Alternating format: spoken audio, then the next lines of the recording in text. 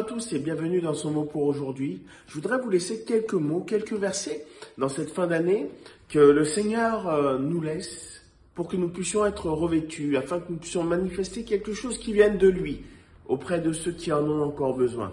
Il parle dans Colossiens au chapitre 3 de ceux qui doivent être revêtus d'un trait de miséricorde, de bonté, d'humilité, de douceur, de patience, de choses qui nous amènent à encore supporter tout ce qui se passe dans notre quotidien envers notre prochain, notre frère, ceux qui sont autour de nous. Et parfois, nous voyons que ce n'est pas si facile. Mais voici ce qui est le plus important dans la Bible, du moins le plus important dans ce passage que l'apôtre Paul va souligner dans Colossiens chapitre 3 verset 14. Il dit, mais par-dessus toutes ces choses, revêtez-vous de l'amour. Revêtez-vous de l'amour qui est le lien de la perfection.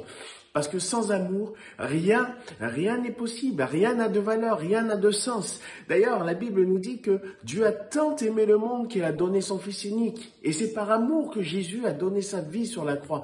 Et lorsqu'il est venu comme un simple homme, c'est parce que Dieu a aimé les hommes. Dieu nous aime et nous voulons réaliser encore tout au long de cette année cet amour qui a été manifesté dans notre vie, manifesté dans notre cœur. Et aujourd'hui, je voudrais vous dire que cet amour est encore le même. Il dit, soyez remplis, revêtez-vous, soyez remplis, soyez revêtus d'un amour qui est le lien de la perfection, un liant, quelque chose qui va rendre homogène. Et nous avons besoin de cet amour. Et la deuxième chose, il dit, et que la paix de Christ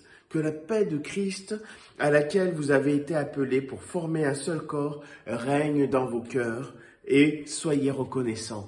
Voici trois choses dans lesquelles je voudrais vous encourager à vivre. Trois choses dont le Seigneur nous demande de nous revêtir. L'amour, la paix et la reconnaissance à Dieu. Et je crois vraiment que le Seigneur va nous bénir à travers de telles choses. Nous voyons différemment, nous vivons différemment, nous exprimons différemment lorsque l'amour est dans nos cœurs. Alors que le Seigneur vous remplisse encore de son amour, de sa grâce, de sa paix. Et rappelez-vous qu'il est celui qui nous a tellement aimés, qu'il a donné son Fils pour vous.